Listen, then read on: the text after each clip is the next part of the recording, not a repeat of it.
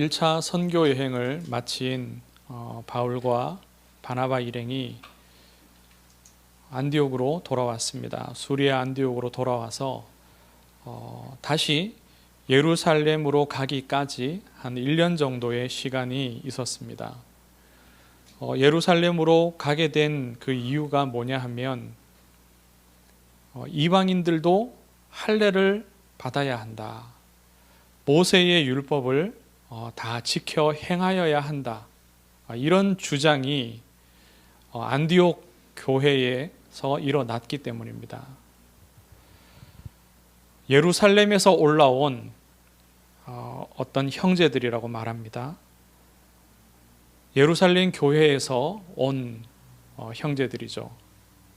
유대인들, 유대 교회에서 이제 예수 그리스도를 믿은 형제들을 말합니다. 그리고 그들의 이러한 주장들을 보니까 특히 바리새파였다가 예수를 믿은 형제들로 성경이 기록을 하고 있습니다. 그들이 뭐라고 주장했냐면은 모세의 법대로 할례를 받지 아니하면 능히 구원을 받지 못하리라, 이렇게 주장했습니다. 1절에 나와 있죠. 모세의 법이라고 했는데요. 여기에서 이 법은 하나님이 모세에게 주셨던 십계명과 같은 기록된 법을 말하는 것이 아닙니다. 하나님이 말씀하신 여러 말씀들을 다 일컫는 말이고요. 또 그런 것들이 유대의 전통이 되고 또 관습이 된 또 규범이 된 그런 법들을 말합니다. 반드시 지켜야 되는 어떤 성문법이 아니라 구전되어서 내려오는, 또 어느 때부터인가 이제 유대인들이 지키게 된 그러한 전통들을 다 포함하는 법을 말합니다. 능히 구원을 받지 못하리라고 했는데요. 여기도 이제 원문의 어떤 그러한 어조를 보면은 아주 강한 주장을 일컫습니다.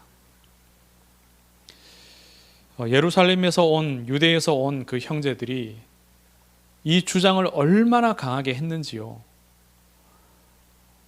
예수를 믿고 그리스도로 믿고 성령이 임한 그런 모든 이방인들을 말하죠. 그들도 할례 받지 않으면 구원받을 수 없다라고 아주 명확하게 주장을 했습니다. 그러다 보니 바울과 바나바가 전한 그 복음과 너무나 다르죠. 이방인들도 예수를 그리스도로 믿기만 하면 누구든지 하나님의 자녀 될 수 있다. 성령으로 말미암아 하나님의 구원이 임한다. 그렇게 가르쳤고 실제로 그 현장에서 그러한 성령의 역사가 일어났습니다. 그리하여서 안디옥의 교회가 세워지고 자신들을 선교사로 파송하고 또 파송된 그 현장에서도 그와 같은 역사가 동일하게 일어났더랬습니다. 몇 년의 사역 동안.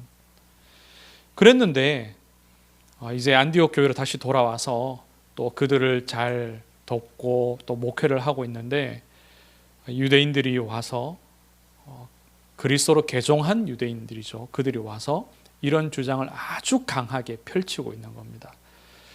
그래서 2절에 보니까 그들과 바울 바나바 사이에 적지 아니한 다툼과 변론이 일어났다고 합니다.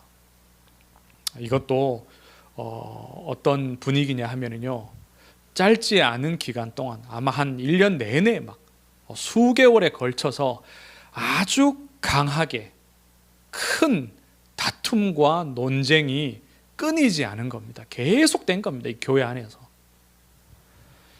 만나기만 하면 이러한 다툼이, 심지어는 어떤 이 원어적인 단어의 그 원어적인 부분을 보면은 폭동과 소요에 사용하는 단어를 여기에 썼습니다. 이 다툼이라는 그 원래적인 의미가요, 폭동에도 사용할 만큼 강한 단어입니다. 그러니까 교회 안에서 아주 강한 이 논쟁이 일어난 거죠. 그럴 수밖에 없는 것이 바울과 바나바의 입장에서는 복음을 정말로 반대하는 자들입니다. 이들의 이 주장과 이들의 이 말들이요. 그래서 갈라디아서 2장에 보면은 이들을 일컬어서 바울이 어떻게까지 표현을 했냐 하면 가만히 들어온 거짓 형제라고 표현을 합니다. 가만히 들어와서 복음을 아주 호도하는 거짓된 형제들이라고 말하죠. 그리고 또 말하기를요, 우리를 종으로 삼는다. 그리스도 안에서 이제 자유를 얻은 자신들을 종으로 삼고자 그들이 의도한다라고까지 갈라디아 2장에서 표현하고 있습니다. 얼마나 바울과 바나바가 그들의 주장에 대하여서 분노하고 있는지, 복음적인 분노를 하고 있는지 잘 알 수 있겠죠. 그래서 이 문제를 어떻게 해결하느냐, 안디옥 교회에서 저 예루살렘 교회로 바울과 바나바 또 몇몇 성도들을 파송합니다. 그곳에 가서 공적인 회의를 열고 교회적인 회의를 열고 예루살렘 교회와 또 이방에 세워진 안디옥 교회의 교인들이 함께 회의를 가지고서 결정하도록 하자, 그런 결론을 내린 거죠. 안디옥 교회에서 그렇게 결론 내리고 이 지도자들을 파송합니다. 그래서 이제 최초로 여러 교회가 함께 연합한 회의가 열려집니다. 전에도 이러한 똑같은 내용은 아니지만요, 이방인들도 하나님이 부르셨느냐, 왜 베드로 너는 이방인, 할례 받지 않은 이방인들과 함께 식사했느냐, 왜 그 자리에 가 있었느냐, 왜 그들과 교제했느냐, 그 부분 가지고서 예루살렘 교회 안에서 회의가 열리긴 했더랬습니다. 사도행전 11장에. 근데 그때는 이제 예루살렘 교회 안에서만 세워진 일어난 회의였고요. 안디옥 교회가 세워지기 전에 있었기 때문에 어떤 최초의 공회라고 보기에는 좀 미흡합니다. 이제 최초의 공회가 일어나서 이 부분을 두고 이제 정리를 하는 시간들을 가집니다. 아주 중요한 회의가 일어났죠. 이러한 본문을 두고서 하나님이 우리에게 주시는 중요한 메시지를 붙들기를 원합니다. 먼저 첫째로 세상이 매는 멍에를 벗으라. 세상이 매는 멍에를 벗으라. 세상에는 멍에가 있습니다. 우리의 인생을 매는 멍에가 있습니다. 세상에서 살아가는 우리의 인생 자체가 곧 멍에입니다. 사는 것 자체가 멍에란 말입니다. 우리의 인생은 운명에 다 매여 있습니다. 정해져 있는 인생의 길을 가게 되는 거죠. 그 시작이 하나님을 떠난 죄인의 길입니다. 죄가 곧 우리 인생의 멍에가 되었습니다. 그래서 그 멍에를 풀 수 없고 벗을 수 없습니다. 처음부터 죄인이고 죽을 때까지 죄인으로 살아갈 수밖에 없습니다. 그리고 그 죄로 말미암은 수많은 고통이 우리 인생에게 오게 됩니다. 죄로 말미암은 것이기 때문에 저주와 재앙이라고 말할 수 있죠. 결국에는 지옥으로 가게 되는 것이 멍에를 맨 인생의 운명입니다. 그리고 사단의 존재가 인생의 멍에가 됩니다. 사단이 인생의 주인이 되고 인생의 아비가 되어서 그 인생을 망하는 길로, 고통받는 길로 계속해서 끌고 갑니다. 아무리 수고하고 그 수고의 결과 아무리 값진 것을, 가치 있는 것을 남긴 것 같아도요, 아무 소용이 없습니다. 운명에서 벗어날 수 없기 때문에, 지옥 가는 그 운명에서 벗어날 수 없기 때문에, 사단이 주인이 되었기 때문에 인생의 수고는 아무 가치를 인정받을 수 없습니다. 결국은 지옥 갈 수밖에 없고요. 이 인생의, 이 세상의 멍에를 맨 인생은 잠시도 쉴 수 없습니다. 평안이 없고 안식이 없습니다.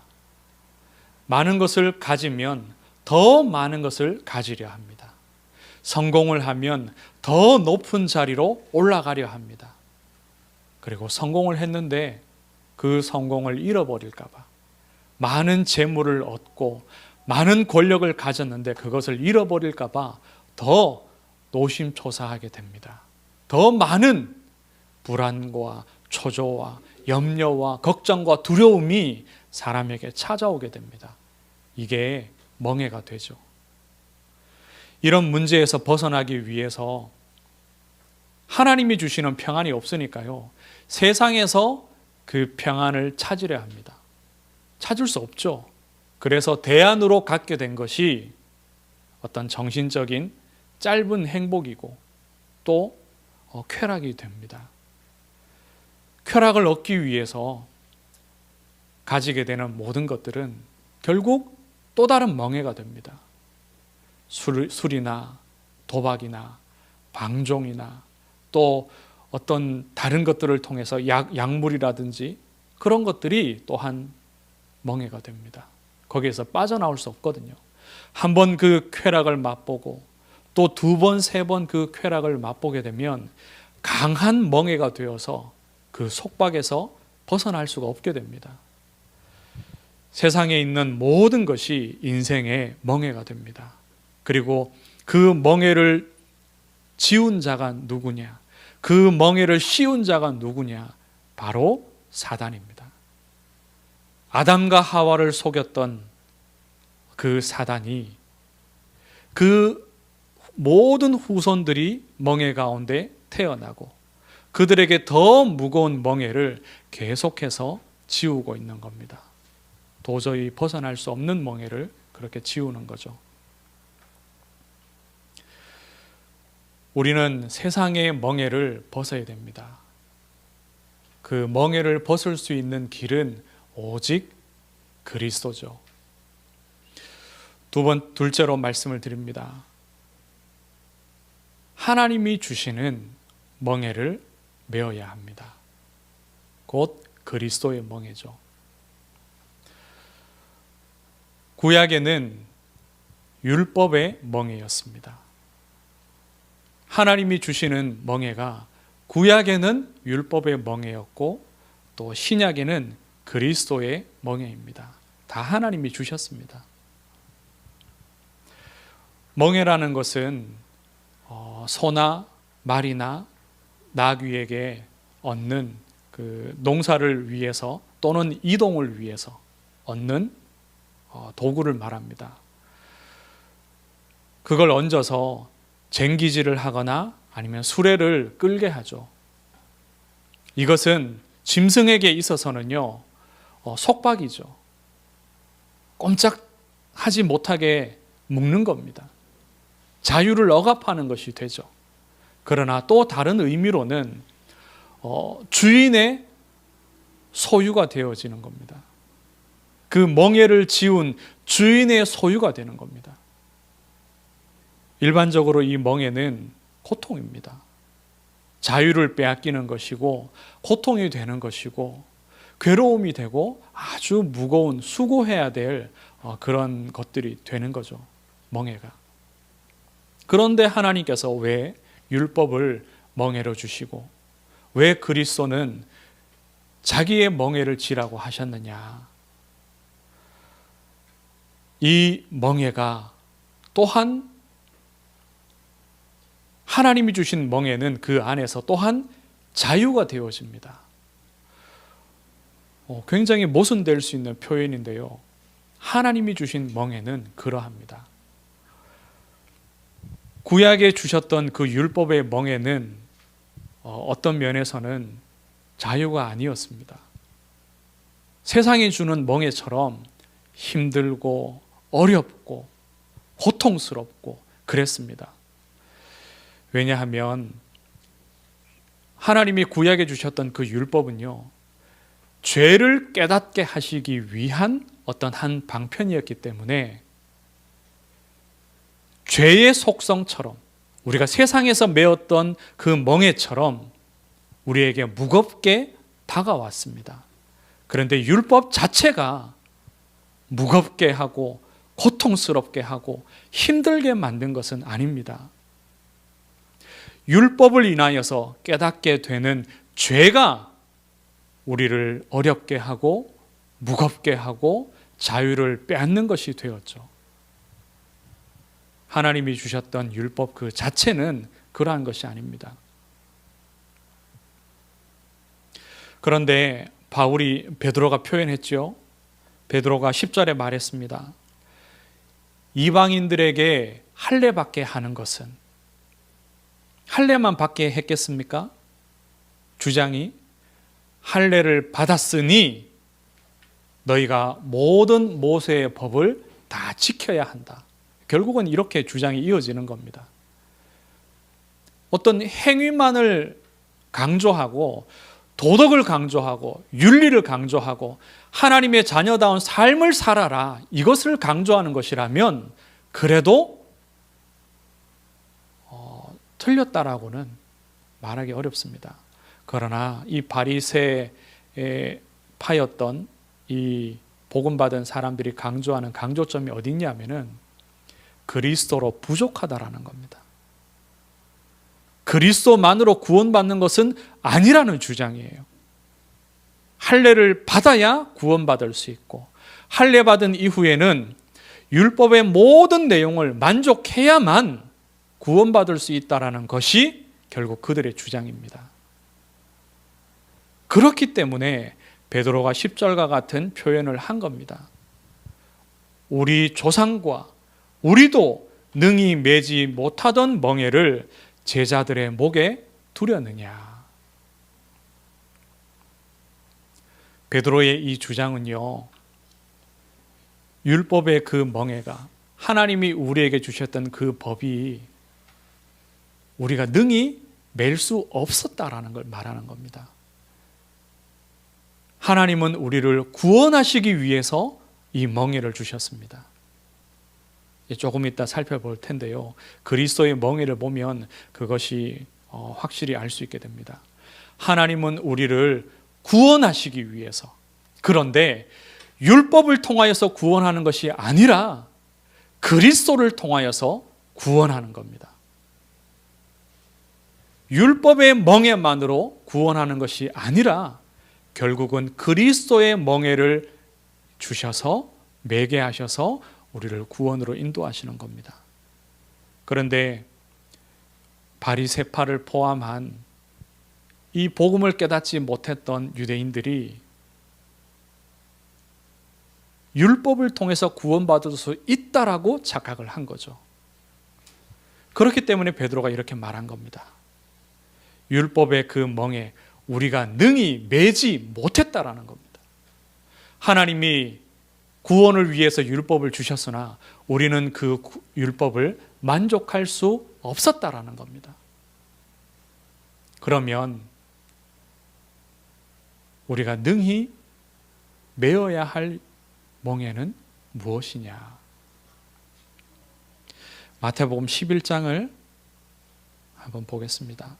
마태복음 11장 29절 또 30절, 아니 28절부터 읽을게요. 우리가 익히 다 아는 말씀입니다. 마태복음 11장 28절부터 30절까지 같이 읽겠습니다. 수고하고 무거운 짐진 자들아 다 내게로 오라. 내가 너희를 쉬게 하리라. 나는 마음이 온유하고 겸손하니 나의 멍에를 메고 내게 배우라.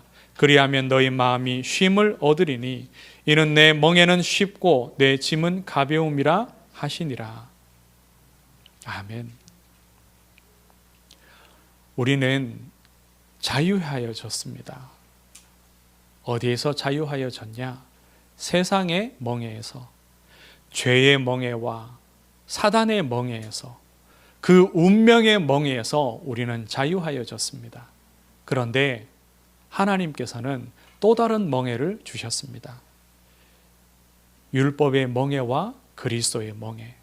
그런데 율법의 멍에는 사람으로서는 능히 감당할 수 없었던 멍에입니다.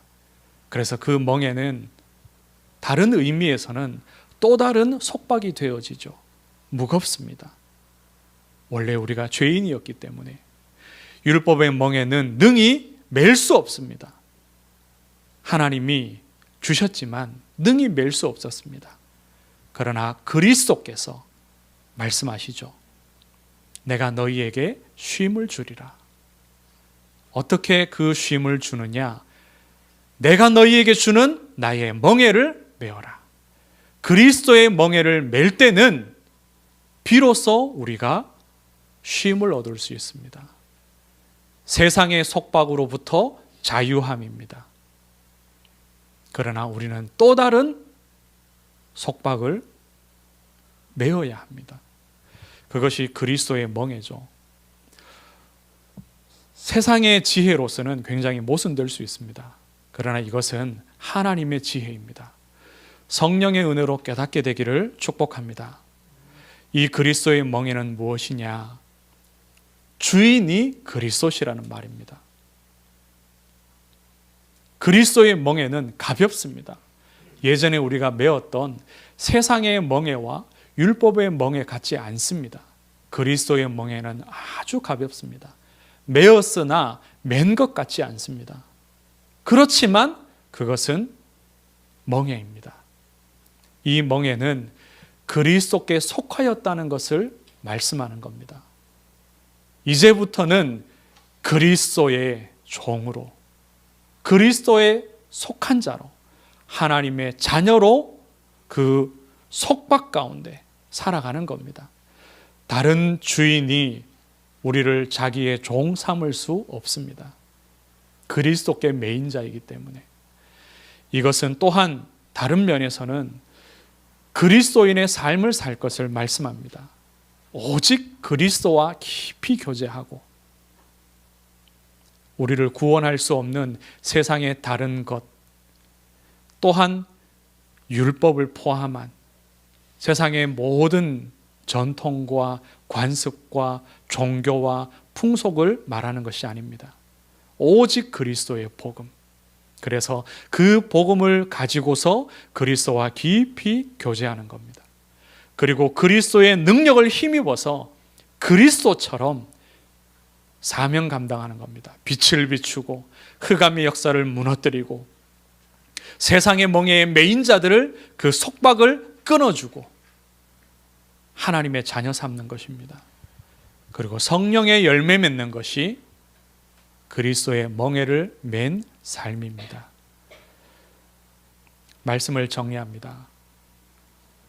우리 자신에게 어떤 멍에가 있는지 살펴보아야 합니다.